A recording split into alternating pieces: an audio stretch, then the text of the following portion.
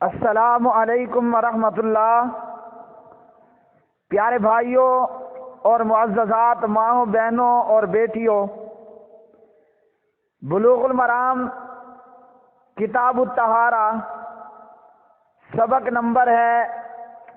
3، سبق نمبر 3۔ بسم اللہ الرحمن الرحیم۔ عن ابی ہریرہ رضی اللہ تعالی عنہ قال قال رسول اللہ صلی اللہ علیہ وسلم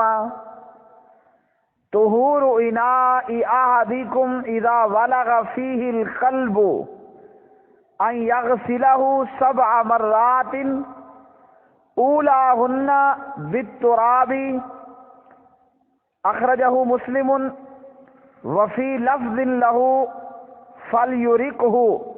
وللترمذی اخراہن او اولاہن بالتراب۔ حضرت ابو ہریرہ رضی اللہ تعالی عنہ راوی ہیں، پیارے نبی حکیم الامت محمد الرسول اللہ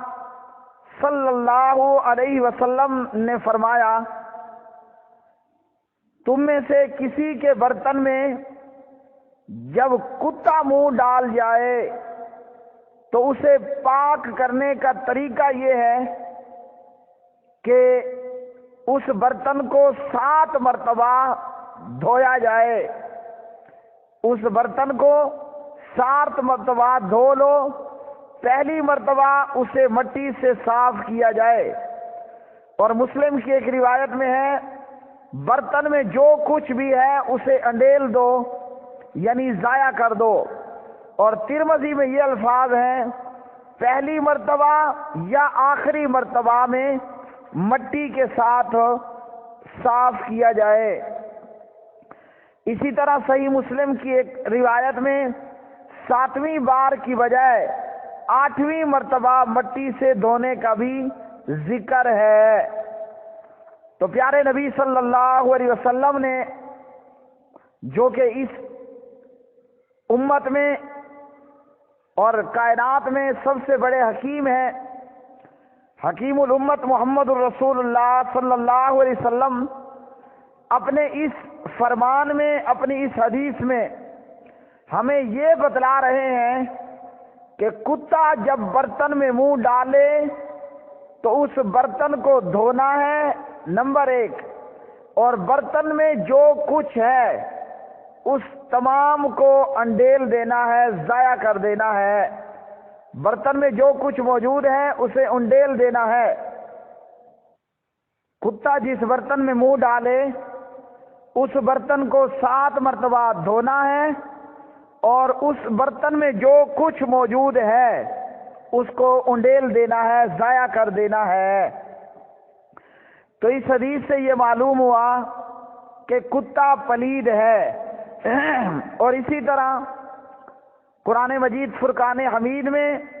اور پیارے نبی صلی اللہ علیہ وسلم کی احادیث میں، جو کہ صحیح بخاری وغیرہ میں ہیں، کتوں کے تعلق سے پیارے نبی صلی اللہ علیہ وسلم نے اور بھی بہت کچھ ہمیں فرمایا۔ تو کتے کا چونکہ ذکر آیا اس حدیث میں، تو کتے کے تعلق سے پیارے نبی صلی اللہ علیہ وسلم نے کیا ہمیں کہا، وہ سارا کچھ بھی ہم انشاءاللہ دیکھیں گے۔ تو اس حدیث میں برتنوں کے تعلق سے پیارے نبی صلی اللہ علیہ وسلم نے یہ فرمایا، کتا جب برتن میں منہ ڈالے اسے دھونا ہے، برتن کو دھونا ہے، اور اسے جو ہے وہ مکمل طور پر صاف کرنا ہے۔ پہلی مرتبہ صحیح مسلم کے الفاظ کے مطابق پہلی مرتبہ پہلے مٹی کے ساتھ برتن کو دھو لینا ہے، اور بقایا مرتبہ میں جو ہے وہ پانی کے ساتھ اچھی طرح برتن کو صاف کرنا ہے، اور برتن میں جو کچھ موجود ہے، وہ کھانے کی چیز لیکوڈ ہے یا ٹھوس، اس کو ضائع کر کے انڈیل دینا ہے۔ تو یہ حدیث اس بات پر دلالت کرتی ہے کہ کتے کا منہ، کتے کا لعاب، تھوک اور کتے کا جوٹھا نجس ہے، ناپاک ہے۔ اور اسی طرح اس سے یہ معلوم ہوا کہ کتے کا سارا بدن نجس و ناپاک اور پلید ہے، اور برتن کو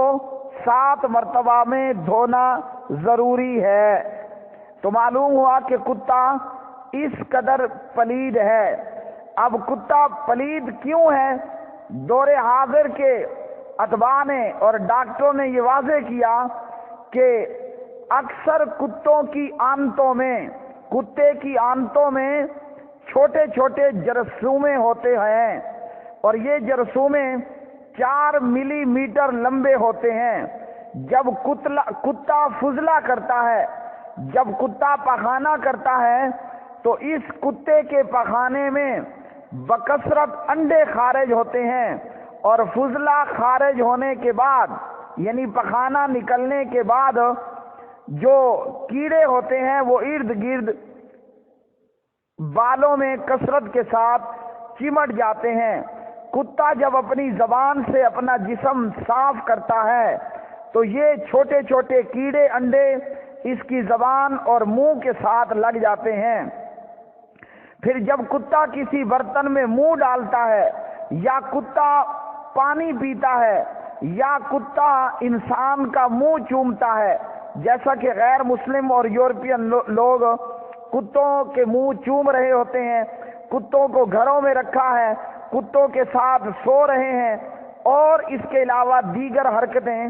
کتوں کے ساتھ کرتے ہیں، تو کتا جب کسی چیز میں منہ ڈالے، چونکہ کتے کی آنتوں میں کیڑے اور گندے جرثومے تھے، وہ پخانے کے راستے باہر آئے، پھر جو ہے پخانے کی جگہ کے ارد گرد میں چمٹ گئے، اور جب کتے نے وہاں منہ مارا تو یہ جرثومے کتے کے منہ میں آئے، اور یوں آگے کتا جس چیز میں منہ ڈالتا ہے تو یہ جرثومے وہاں اس برتن اور اس چیز میں پہنچ جاتے ہیں۔ اسی طرح جب کتے نے برتن میں منہ ڈالا، کتے کے وہ جرثومے برتن میں پہنچے۔ اب اگر اس برتن کو 7 مرتبہ دھونے سے پہلے کوئی استعمال کرے گا انسان، تو یہ جرثومے انسان کے معدے میں، پھر معدے کی دیواروں میں سوراخ کر کے خون کی نالیوں میں، اور پھر اس طرح دل، دماغ، پھیپھڑے اور خون کے اندر بے شمار بیماریاں پیدا ہو جاتی ہیں۔ جیسا کہ ہم یہ جانتے ہیں، اگر کسی شخص کو کتا کاٹ لے تو اس کو انجیکشن لگوانا ضروری ہوتا ہے۔ بصورت دیگر یہ ہوتا ہے کہ بندہ چند دن کے اندر پاگل، یا کتا اگر کسی جانور کو کاٹ لے، کچھ دنوں کے اندر اندر وہ جانور باولا پاگل ہو کر بندوں کو، اور بندہ پاگل ہو تو آگے بندوں کو کاٹنا شروع کر دیتا ہے۔ اور اس تعلق سے غالباً 7 کے قریب انجیکشن لگوانا ضروری ہوتا ہے۔ ہمارے ہاں فی انجیکشن 700 روپے میں وہ ملتا ہے۔ تو اس سے یہ معلوم ہوا کہ کتا وہ پلید ہے، برتن میں منہ ڈالے تو اس برتن کو صاف کرنا چاہیے، اور اس برتن کے اندر جو کچھ موجود ہے اسے باہر پھینک دینا چاہیے۔ حنفیوں کے نزدیک کتا جس برتن میں منہ ڈالے تو پھر اس برتن کو جو ہے وہ 3 مرتبہ دھونا چاہیے۔ ان کی دلیل دارقطنی وغیرہ میں ابو ہریرہ رضی اللہ تعالی عنہ کا فتویٰ ہے، جبکہ صحیح سند کے ساتھ ابو ہریرہ رضی اللہ تعالی عنہ نے جو روایت کی، جو کہ صحیح مسلم میں ہے، اور اسی طرح ترمذی میں ہے،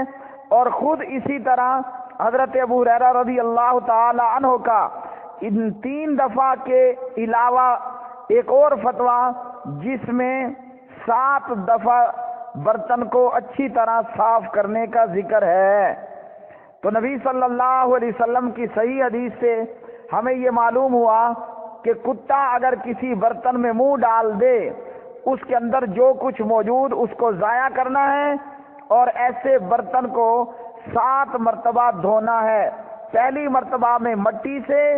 اور اس کے بعد جو ہے وہ پانی کے ساتھ اس برتن کو صاف کرنا ہے۔ کتوں کے حوالے سے جب ہمیں یہ معلوم ہوا کہ کتا اتنا پلید ہے تو کلمہ پڑھنے والوں میں سے البریلویہ اور ان بریلویوں میں سے وہ لوگ جو یہ کہتے ہیں کہ ہم سگے مدینہ ہیں، ہم سگے مدینہ ہیں، مدینے کے کتے ہیں، جبکہ نبی صلی اللہ علیہ وسلم نے کتوں کے متعلق یہ ہمیں اپنا فرمان دیا کہ کتا جب برتن میں منہ ڈال دے ان یغسلہ 7 مرات، اسے 7 مرتبہ دھونا ہوگا۔ تو اپنے آپ کو کتا کہلوانے والا خود حضرت انسان کی بھی توہین کرتا ہے۔ بریلوی اور ان کے پیر جو بڑے فخریہ انداز میں یہ کہتے ہیں کہ ہم سگے مدینہ ہیں، مدینہ کے کتے ہیں، بلکہ علامہ طاہر القادری اپنے ایک بیان میں یہ فرماتے ہیں کہ بغداد کے اندر ایک کتا تھا،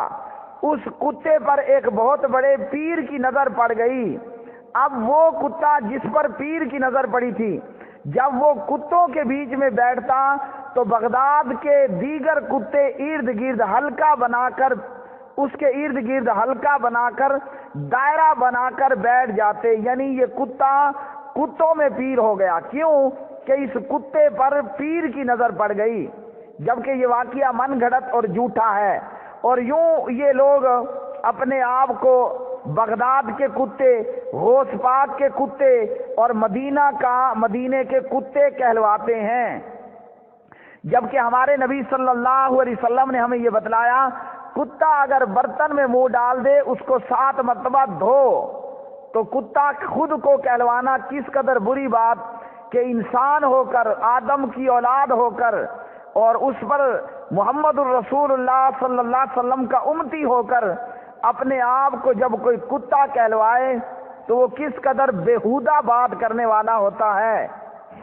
پیارے نبی صلی اللہ علیہ وسلم کا فرمان جسے عبداللہ ابن عباس رضی اللہ تعالی عنہما نے روایت کیا، فرماتے ہیں کہ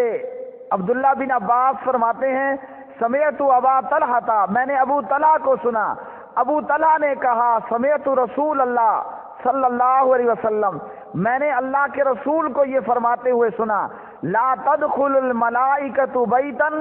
فیہ کلب ولا صورۃ تماثیلا، اللہ کے فرشتے ملائکہ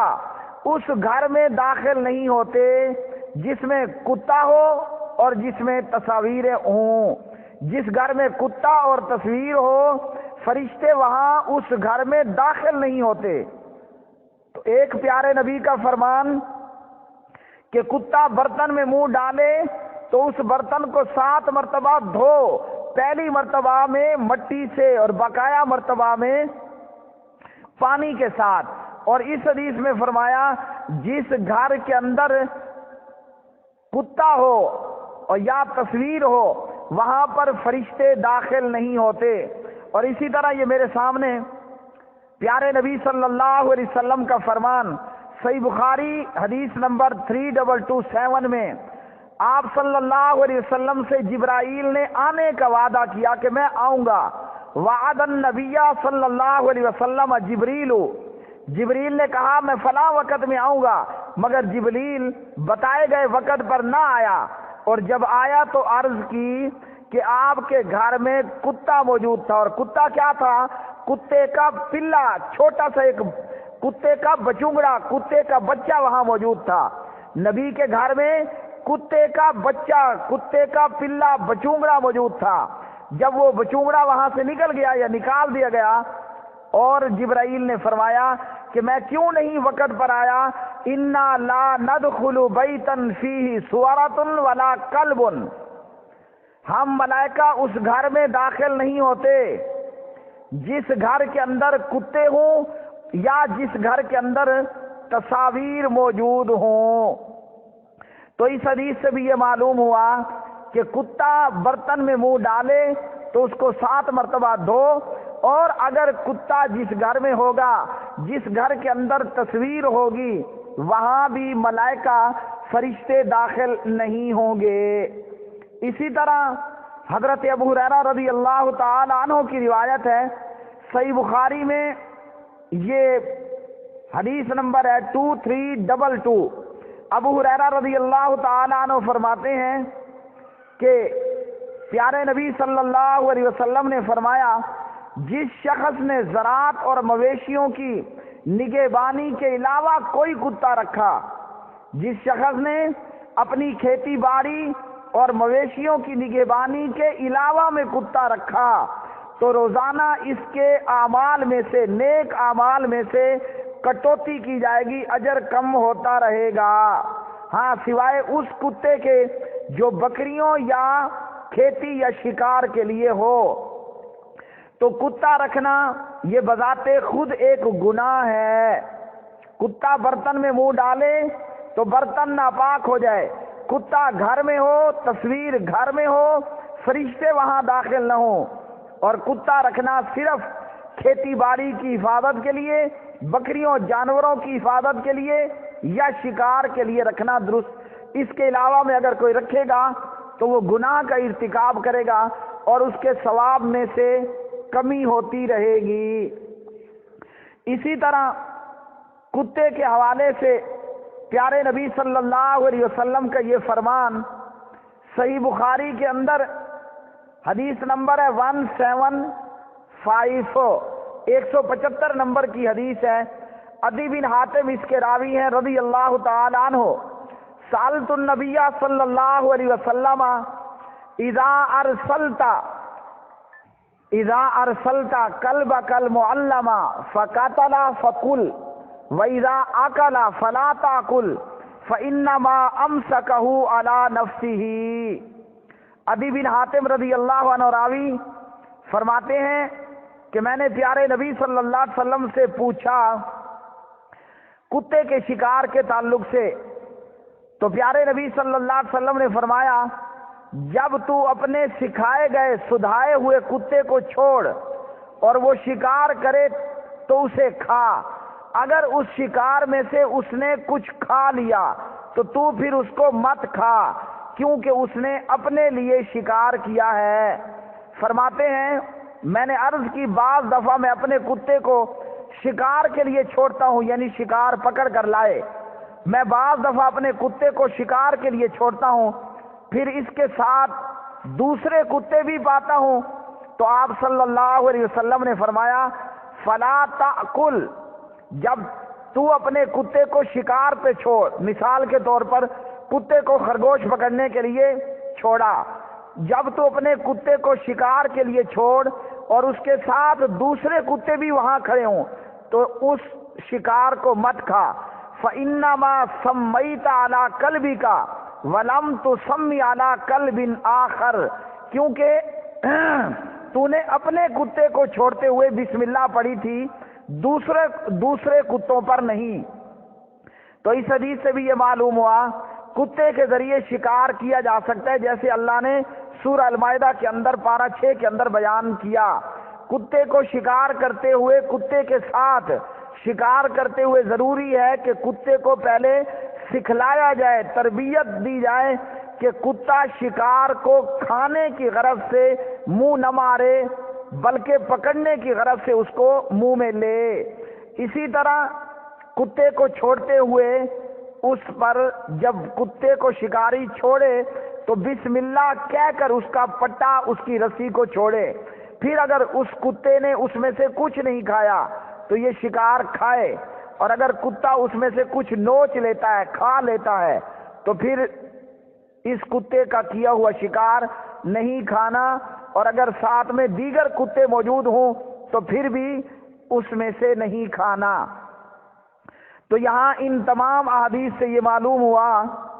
کہ کتا برتن میں منہ ڈالے، برتن کو 7 مرتبہ دھویا جائے، پہلی مرتبہ میں مٹی سے اور بقایا مرتبہ میں پانی سے۔ تو کتا پلید ہے، ناپاک ہے، کتے کا تھوک پلید، کتے کا منہ پلید، اور اسی طرح جس گھر میں کتا ہوگا وہاں فرشتے داخل نہیں ہوں گے، اور اسی طرح جب کتے کو شکار پر چھوڑا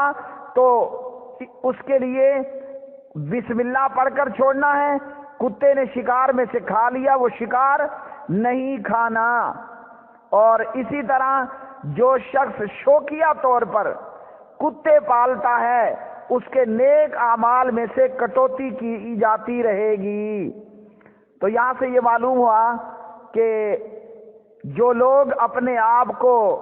سگے مدینہ، مدینے کا کتا، غوث پاک کا کتا اور بغداد کا کتا کہلواتے ہیں، وہ کس قدر برے اور گندے عقیدے اور اعمال رکھنے والے لوگ ہیں۔ اللہ رب العالمین سے دعا ہے کہ اللہ خالق و مالک ہمیں پیارے نبی صلی اللہ علیہ وسلم کی احادیث کو سیکھنے، یاد کرنے اور عام کرنے کی توفیق عطا فرمائے۔ بلوغ المرام کتاب الطہارہ یہ سبق نمبر 3 تھا۔ وما علینا الا البلاغ المبین۔